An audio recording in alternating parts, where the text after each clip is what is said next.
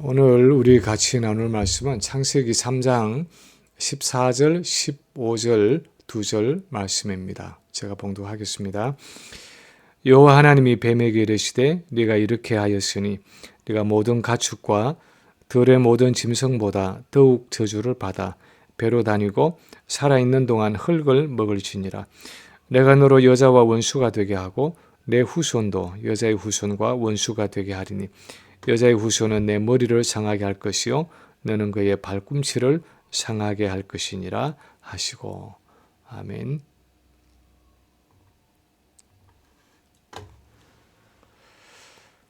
우리가 이 필라에서 한국에 갈 때는 주로 뉴욕의 케네디 공항을 사용하지만 뉴욕 퀸즈에 또 한 유명한 공항이 있는데 바로 라구아디아 공항입니다. 이 라구아디아 공항은 1934년에서 1945년까지 12년 동안 세 번의 임기를 연결해서 뉴욕의 시장으로 지냈던 헨리 라구아디아 시장을 기념해서 이름을 붙인 공항입니다. 시장이 되기 전에 이 라구아디아는 판사 시절에 공정하면서도 빈민들에게 우호적인 판결을 많이 내려서 명판관으로 명성이 자자했습니다. 그런데 시장이 되기 전 뉴욕시의 야간 판사로 있을 때에 유명한 일화가 있습니다. 어느 추운 겨울 밤에 남의 물건을 훔친 절도죄로 어떤 한 노인이 라구아디아 판사 앞에 서서 재판을 받게 되었습니다. 무엇을 훔쳤습니까? 라구아디아 판사가 물었습니다. 빵 한 덩어리를 훔쳤습니다. 그 노인이 대답을 했습니다. 왜 빵을 훔치려고 그랬습니까? 라구아디아 판사가 다시 물었습니다. 배는 고픈데 수중에는 돈 한 푼 없어서 어쩔 수가 없었습니다. 그렇게 대답을 마친 노인이 눈물을 흘렸습니다. 잠시 침묵 후에 라구아디아 판사가 판결을 내렸습니다. 할아버지, 법은 법입니다. 제게는 법 그대로 시행할 의무가 있습니다. 할아버지께 10불의 벌금형을 내리겠습니다. 그리고 할아버지로 하여금 죄를 짓게 만든 저를 비롯해서 이 도시에 살고 있는 모든 사람들에게도 벌금형을 내리겠습니다. 따라서 저는 10불, 그리고 이 재판정에 참석한 여러분은 모두 5불씩 내시기 바랍니다. 그리고 자신이 낸 10불로 그 노인의 절도죄에 대한 벌금을 내고 그 재판정에 참석한 방청객들로부터 거둬들인 돈은 모두 그 노인에게 주어서 집으로 돌려보냈다는 일화가 있습니다. 죄를 지은 그 죄인을 재판하고 그 죄에 따라 벌을 주어야 할 판사가 죄인에게 벌은 주지 않고 자신이 대신 그 벌금을 내고 오히려 다른 사람의 돈을 거두어서 죄인을 도와주는 이런 일은 사실 참 모순되고 역설적인 일입니다. 왜냐하면 판사는 공의를 세워야 하는 그의 직무상 마땅히 죄인을 벌해야 하는 것이 그의 역할이고 임무이기 때문입니다. 그리고 죄인은 그 죄의 악한 성격상 그 죄에 대한 형벌을 받고 그 죄값을 치러야 하는 것이 아주 당연하고 정상적이기 때문입니다. 그런데 이런 모순되고 역설적인 사건이 우리 인류의 역사 속 하나님의 구속사 안에서도 일어났습니다. 아마 우리는 상상 속에 그런 법정의 모습을 머릿속에 그려볼 수 있을 것입니다. 우리 인간이 사단의 유혹을 받아서 아담 안에서 다 범죄하게 되었습니다. 그래서 온 인류가 아담 안에서 죄인으로 하나님의 법정에 서게 되었습니다. 그런데 성부 하나님께서 온 인류의 대표로 법정에 서 있는 아담을 내려다보면서 말씀하십니다. 내가 영원한 지옥의 형벌을 내리기 전에 다시 한번 기회를 주마. 네가 선 그 자리에 내가 내 아들 성자를 둘째 아담으로 보낼 것이다. 그래서 네가 실패했던 그 온전한 순종을 그가 이루면 내가 그의 의로움에 근거해서 누구든지 그를 믿기만 하면 무죄 선고를 내리고 그 형벌을 면하게 해주지. 그리고 재판석에 함께 앉은 그 성자에게 말씀하셨습니다.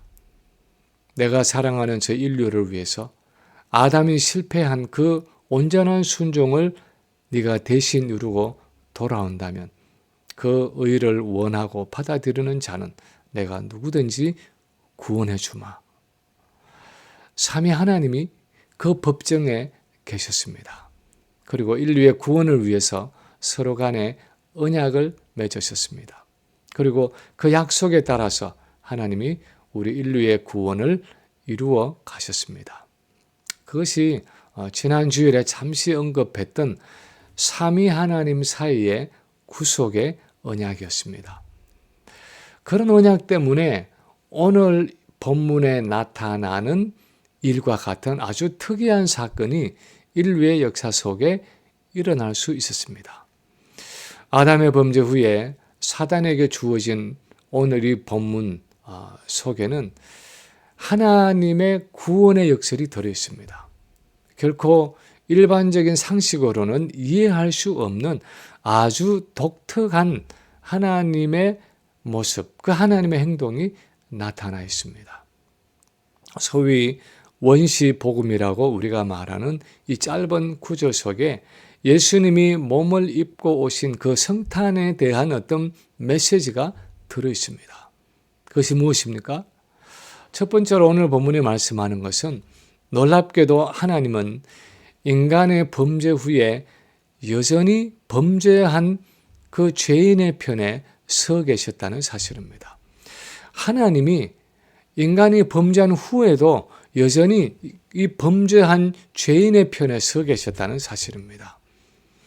오늘 본문의 내용은 뱀의 모습으로 나타나서 아담과 하와를 유혹하고 범죄하게 한 사단에 대한 하나님의 저주입니다. 이 사단을 향한 저주 속에서 우리는 한 가지 놀라운 사실을 발견하는데 그것은 자기 형상으로 지은 인간에게 배신을 당하신 하나님이 범죄한 인간을 완전히 내치시고 인간을 버리신 것이 아니라 여전히 죄인인 인간의 편에 서셨다 하는 사실입니다.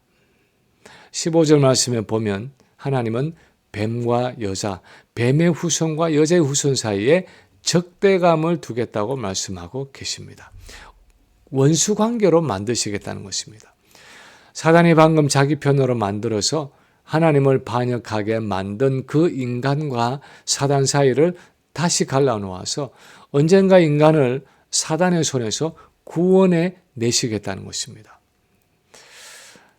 여기서 우리가 발견하는 아주 뜻밖의 사실은 거룩하신 하나님이 죄악된 인간의 편에 서셨다는 사실입니다. 절대적으로 거룩하신 그 하나님의 성품을 보면 도저히 죄인을 용납할 수 없는 그 하나님이 죄인의 편에 서셔서 언젠가는 그 범죄한 인간을 사단의 손에서 구원해 내겠다고 선포하셨다는 사실입니다. 우리는 때때로 복음서에 나타난 예수님의 모습을 보면서 참 이상하다고 생각할 때가 있습니다. 거룩하고 의로우신 예수님이 그 당시에 가장 죄가 많다고 여겨졌던 세리와 창녀들과 함께 같은 상에서 먹고 마시면서 교제하셨다는 것이 잘 이해가 가지 않을 때가 있습니다. 사실 그 당시에 바리새인들과 유대인들도 그 사실을 이해할 수 없었습니다. 특히 요한복음 8장에 기록된 것과 같이 간음하다가 현장에서 잡힌 부정한 여인을 향해서 그 죄악된 여인을 향해서 예수님이 나도 너를 정죄하지 아니하노니 가서 다시는 범죄하지 말라 하고 말씀하신 그 사실을 읽으면서 성경에 뭔가 잘못 기록된 것 아닌가 하는 느낌이 들 때도 있습니다. 간음하다가 잡힌 현장 범에게 나도 너를 정죄하지 않는다고 말씀하시는 예수님의 모습입니다. 그런데 그것이 바로 하나님의 역설이고 성육신의 이유였습니다. 성탄 사건이 우리에게 전해주는 아주 충격적인 메시지는 거룩하신 하나님이 거룩하지 못한 우리 죄인의 편에, 인간의 편에 서셨다 하는 사실입니다. 그래서 자신의 거룩과 공의로는 도저히 용납할 수 없는 우리 죄인을 용서하시기 위해서 사랑하는 자기 아들을 이 세상에 보내셔서 마침내 속죄의 제물로 십자가에 죽게 하셨다는 것입니다. 이런 하나님의 역사를 이해하지 못해서 고민했던 사람 중에 하나가 루터였습니다. 종교개혁 전 이 캐톨릭 교회 안에서 루터가 가지고 있던 의문이 바로 그것이었습니다. 어떻게 로마서 1장 17절에서 말하는 것처럼 복음에 하나님의 의가 나타나 있을 수 있느냐 하는 것이었습니다.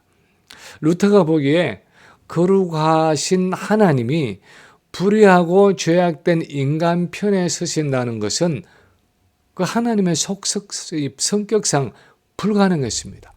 그래서 복음에 나타나 있다고 하는 하나님의 의는 하나님의 심판의 의가 분명하다고 생각했습니다.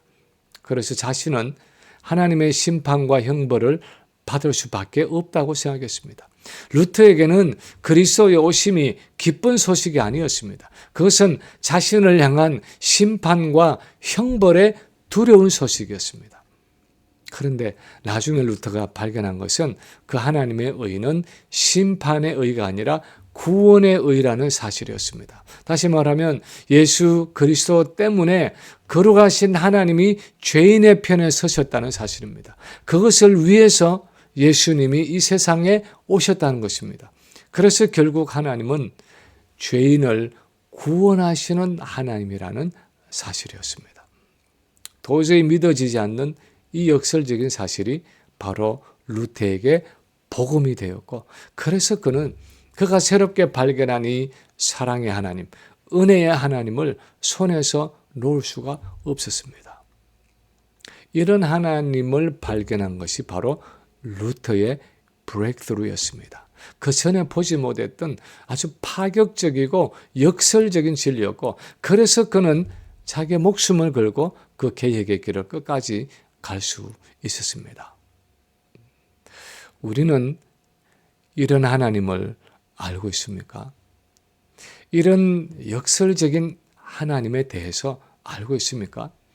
그분의 거룩하심에도 불구하고 죄인을 사랑하시고 죄인을 용납하시는 하나님, 죄인을 벌하기를 원하시는 하나님이 아니라 죄인을 용서하기를 원하시는 하나님, 이런 하나님을 우리가 섬기고 있다는 것을 알고 있습니까? 하나님의 이런 본심을 보여주기 위해서 이 성탄절에 예수님이 우리에게 오셨다는 것입니다. 예수님의 성육신은 바로 이 하나님의 모습을 나타내 보여주기 위한 목적이었습니다. 두 번째로 또한 오늘 이 본문이 보여주는 것은 이 목적을 위해서 하나님은 인간을 위한 중보자를 손수 마련해 주셨다 하는 사실입니다. 이 목적을 위해서 하나님이 우리 인간을 위한 중보자를 손수 마련해 주셨다 하는 사실입니다. 15절에 보면 하나님이 뱀에게 말씀하시기를 내가 너로 여자와 원수가 되게 하고 내 후손도 여자의 후손과 원수가 되게 하리니 여자의 후손은 내 머리를 상하게 할 것이요 너는 그의 발꿈치를 상하게 할 것이니라 하고 말씀하셨습니다. 그리고 갈라디아서 4장 4절에 보면 여자의 후손에 대해서 말씀하시기를 때가 참에 하나님이 그 아들을 보내서 여자에게서 나게 하시고 율법 아래에 나게 하셨다고 기록하고 있습니다. 다시 말하면 인간의 편에 서신 그 하나님이 보내실 메시아는 여자의 후손으로서 살과 피를 가진 우리와 똑같은 육체를 입으시고 우리와 똑같은 인생을 가진 사람으로서 이 땅에 오셨다는 것입니다.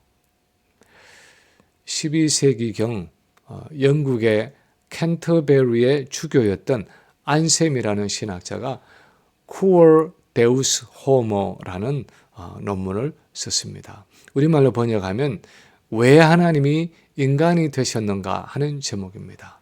다시 말하면 왜 하나님이 인간 예수의 몸을 입고 오셨는가 하는 것입니다. 왜 천사의 몸을 가지고 오시든지 아니면 어떤 다른 동물이나 또 다른 피조물의 몸을 가지고 오시지 않고 굳이 여자의 후손으로 우리와 똑같은 인성을 가진 인간으로 사람으로 이 땅에 오셔야 했는가 하는 것입니다. 사실 구원론에 있어서 이것은 굉장히 중요한 문제입니다. 왜냐하면 우리 인간의 구원은 예수 그리스도를 통한 대속의 구원이기 때문입니다. 예수님이 나를 대신해서 십자가에 죽으심으로 나의 죄가 사함을 받고 예수님이 나를 대신해서 온전한 순종의 삶을 살아가심으로 그분의 의로움이 나의 의로움이 되기 때문입니다. 그래서 우리가 얻는 이 구원은 여자의 후손으로 오시는 예수 그리스도와 죄인인 내가 하나가 되어서 나의 죄를 그분이 가져가시고 그분의 의를 내게 주시는 그 위대한 교환을 통해서 이루어진다는 것입니다. 그래서 성경이 가르치는 신비로운 주제 중에 하나는 그리스도와의 연합이라는 영적 현실입니다. 그리스도와 내가 영적으로 하나가 되어 있어서 나의 죄와 저주를 그분이 가져가시고 그분의 의와 축복을 내가 가져온다는 의미입니다. 그것이 바로 우리 구원이 이루어지는 방식이라는 것입니다. 24시간 예수님을 바라보자고 늘 외치는 그 한국의 목사님을 제가 참 좋아하고 성경적이라고 생각하는 이유는 그분은 구원을 무엇보다도 그리스도 중심적으로 이해했다는 사실입니다. 우리가 얻은 이 구원은 예수 그리스도와 분리된 어떤 구원이 아니라 예수 그리스도와 같이 묶여져 있어서 그 예수님과 살아있고 생명력이 있는 교제를 가지지 않으면 실제적으로 아무런 구원의 혜택을 누릴 수 없기 때문에 그래서 그분과 끊임없는 영적인 교제 가운데 있어야 한다고 주장하는 것입니다. 교리적으로 신학적으로 이론적으로 구원의 축복에 대해서 수많은 이야기들을 할 수 있을는지 모르지만 실제로 그 구원의 축복을 내 것으로 누리고 경험하는 것은 예수 그리스도를 믿음으로 바라보고 그분과 친밀하게 교제하고 그분과 매일 매순간 동행함으로 이루어진다는 것입니다. 그것이 바로 성경이 말하는 예수님이 우리 구원의 중보자가 되신다 하는 말의 의미라는 것입니다. 캘리포니아에 있는 서부 웨스트민스터 신학교의 교수인 마이클 홀턴이라는 분이 쓴 책 중에 그리스도 없는 기독교, Christless Christianity라는 책이 있습니다. 이 책의 중심이 되는 내용은 오늘날 미국의 복음주의 기독교는 예수 그리스도 없이도 얼마든지 신앙생활할 수 있는 인본주의적이고 자급자족하는 기독교라는 것입니다. 굳이 예수님과 교제하지 않아도, 굳이 예수님과 동행하지 않아도, 굳이 예수님의 능력을 공급하지 않아도 얼마든지 우리 스스로 신앙생활을 해나갈 수 있는 그리스도 없는 기독교가 바로 오늘날 교회들의 모습이라는 비판입니다. 우리는 혹시 그런 신앙생활을 하고 있지는 않습니까? 굳이 예수님이 지금 내게 영적인 능력을 공급해 주시지 않아도 굳이 내가 그렇게 애타게 기도하지 않아도 내 신앙생활에 별로 지장이 없는 내 스스로 자급자족하고 있는 내 자원과 내 노력과 내 선함과 내 능력으로 신앙생활을 꾸려가고 있는 것은 아닙니까? 예수님 당시의 유대인들은 얼마든지 그렇게 하나님을 섬길 수 있다고 생각했습니다. 그러나 주님은 그것이 불가능하다고 말씀하시면서 내가 바로 길이고 내가 바로 진리고 내가 바로 생명이라고 말씀하셨습니다. 하나님이 주시는 구원은 나와 분리될 수가 없다고 말씀하신 것입니다. 왜냐하면 그분은 우리와 똑같은 인성을 가진 여자의 후손으로 오셔서 성령을 통해서 우리와 하나 되시고 우리와 함께 교제하고 동행하는 우리와 함께 동고동락하심으로 우리의 구원을 이루어 가시는 중보자이기 때문입니다. 그래서 성탄에 오신 예수님은 임마누엘, 다시 말하면 우리와 함께 계시고 우리 가운데 함께 거하시고 동행하시는 하나님이라는 것입니다. 세 번째로 오늘 본문은 여자의 후손으로 오시는 이 예수님은 마침내 승리하실 것을 예고하고 있습니다. 여자의 후손으로 오시는 이 예수 그리스도가 마침내 승리하신다는 것을 이 본문을 통해서 예고하고 있습니다.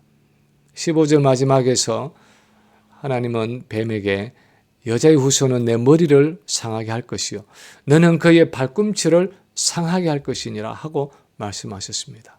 하나님이 죄인인 인간 편에 서셔서 여자의 후손으로 보내시는 그 메시아는 자기 발꿈치를 다치는 아주 경미한 상처를 입겠지만 그는 그것을 통해서 사단의 머리를 상하게 하는 아주 결정적인 승리를 거두게 될 것이라고 예언하고 있습니다. 이것은 여자의 후손으로 오시는 예수님이 4,000년 후에 지실 십자가 사건을 염두에 둔 말씀인데 이 십자가 사건의 성격에 대해서 바울은 골로새서에서 이렇게 말씀하고 있습니다. 2장 14, 15절에 보면 우리를 거스리고 불리하게 하는 법조문으로 쓴 정서를 지우시고 제하여 버리사 십자가에 못 박으시고 통치자들과 권세들을 무력화하여 드러내어 구경거리로 삼으시고 십자가로 그들을 이기셨느니라. 여기에서 통치자들과 권세들 하는 것은 사단의 세력들을 의미하는 표현입니다.